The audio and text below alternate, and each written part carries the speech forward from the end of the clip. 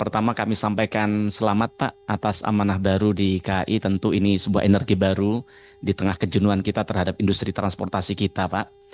Namun sebelum kami bicara lebih lanjut soal beberapa hal yang ingin kami sampaikan, yang pertama kami ingin memastikan dulu bahwa jajaran direksi itu betul-betul bisa clean dan clear Pak. Bagaimana kemarin Pak Presiden Prabowo di dalam sambutan RAPBN juga di dalam berbagai kesempatan beliau menyampaikan sebuah akronim yang namanya adalah Serakah Nomik. Bagaimana banyak pemimpin bangsa kita termasuk di BUMN ini sudah mendapatkan fasilitas yang sangat luar biasa, baik dalam bentuk gaji, tantiem dan sebagainya. Bahkan ada satu BUMN yang ketika ditotal per bulan tuh bisa puluhan miliar begitu, tapi nyatanya tidak kemudian menghentikan mereka untuk melakukan hal-hal korup begitu Pak. Nah maka apa yang disampaikan Pak Prabowo ini harapan kami bisa tercermin di KAI ke depan, agar apa yang sudah diamanahkan negara kepada bapak-bapak sekalian, tentu ini bukan sesuatu yang mudah begitu, maka harapan kami bisa dijaga begitu Pak. Apalagi di pada tahun 2024 BPK sempat menemukan adanya ketidaksesuaian dalam pemakaian PMN hampir 1 triliun begitu Pak. Nah maka harapan kami ini bisa dicek oleh Bapak itu betul tidak begitu. Termasuk sendiri mohon izin Pak Dirut, Bapak ini kan pemimpin di sini, leader yang akan menjadi contoh bagi yang lain. Nah, kami senang waktu Bapak pertama diangkat kemarin, tapi 2 hari kemudian ada info dari penegak hukum Bapak terkait terindikasi soal korupsi di digitalisasi SPBU, tentu kami sedih. Maka harapan kami diberikan penjelasan di tempat ini itu betul tidak begitu. Termasuk kami tidak tahu juga jangan-jangan direksi yang lain yang ada di tempat ini juga terjadi hal yang sama. Maka sebelum langkah lebih lanjut agar tidak kemudian menjadi beban bagi KAI, Bapak-bapak bisa menyampaikan di tempat ini bahwa Bapak-bapak sekalian memang clean dan clear dari urusan itu begitu Pak. Nah, kemudian yang kedua Pak, banyak keluhan dari ini pesan untuk Pak Dirut KAI dari teman-teman serikat pekerja Pak. Bahkan banyak sekali dari mereka yang gajinya ini sering terlambat Pak. Bahkan mereka nyampaikan ini orang beli tiket kan cash begitu, bayar di depan, tapi gaji kami tidak pernah dibayar tepat waktu. Maka harapan kami di tangan Pak Bobi ke depan soal gaji karyawan ini bisa menjadi prioritas untuk bisa dibayarkan tepat waktu. Kemudian juga soal sistem outsourcing Pak. Ketika kami naik kereta api kadang kami ini sedih lihat anak-anak muda ganteng-ganteng, cantik-cantik, keren-keren, pinter-pinter bahkan dari kampus-kampus ternama, tapi kemudian mereka setelah 1 tahun tiba-tiba dipindahkan sebelum Lebaran tiba-tiba kontraknya dihentikan karena salah satunya alasan agar tidak bayar THR dan sebagainya. Nah, maka ke depan KAI ini sebagai industri nasional kita bisa menjadi contoh, bisa menjadi leader soal ketenaga kerjaan, Pak. Kami tidak mau mendengar lagi ke depan ada namanya outsourcing, Pak.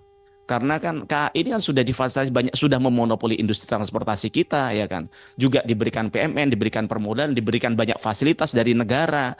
Maka harapan kami juga mensejahterakan bukan hanya soal transportasinya yang ketersediaan ada untuk masyarakat, tapi juga orang yang di dalamnya disejahterakan, Pak.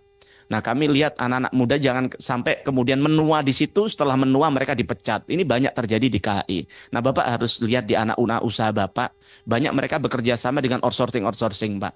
Nah, kalau bisa, kalau memungkinkan, ya diangkat saja mereka menjadi tenaga dari anak usaha itu, agar kemudian bisa dipastikan KAI bisa berkontribusi terhadap kesejahteraan mereka, Pak. Begitu. Karena jangan sampai Bapak berkontribusi terhadap masa depan anak-anak muda ini yang keren-keren, yang menurut kami mereka pinter-pinter, tapi kemudian habis waktunya sia-sia di kereta api. Nah, kemudian juga soal digitalisasi, kami mengapresiasi soal langkah Bapak akan adanya digitalisasi. Tapi yang terjadi hari ini sebenarnya kalau kita lihat ahli digital banyak di KAI, tapi nggak tahu apakah niat memang sengaja. Saya sudah cek Pak, nanti Bapak coba sekali-kali Pak, Bapak pesan tiket melalui Traveloka atau melalui akunnya KAI, Bapak pesan yang ada di situ ada opsi untuk bisa refund 100% begitu Pak. Bahkan 2 jam sebelum keberangkatan. Tapi saat Bapak mau refund, prosesnya ribet sekali, Pak. Bahkan di era digital hari ini, Bapak kalau mau refund harus datang ke Pak, harus datang ke stasiun dengan membawa KTP dengan KTP punya Bapak sendiri. Nah, jadi menurut kami ini bukan soal digitalisasi, jangan-jangan soal akal-akal untuk bagaimana refund tidak kemudian diambil oleh masyarakat dan kemudian dinikmati oleh KAI. Nah, pertanyaan kami yang kedua, refund yang sudah diproses juga terjadi di satu tempat itu tiba-tiba tidak kembali tapi ke rekening orang lain yang ternyata setelah didalami di rekening oknum orang KAI dan ini sering terjadi. Nah, harapan kami Bapak bisa berantas oknum-oknum yang memanfaatkan itu, Pak. Nah, terus kemudian kami mengapresiasi langkah KAI soal kereta petani dan pedagang itu, Pak. Nah, kami ingin penjelasan soal kereta api bagi petani dan pedagang itu tarifnya berapa.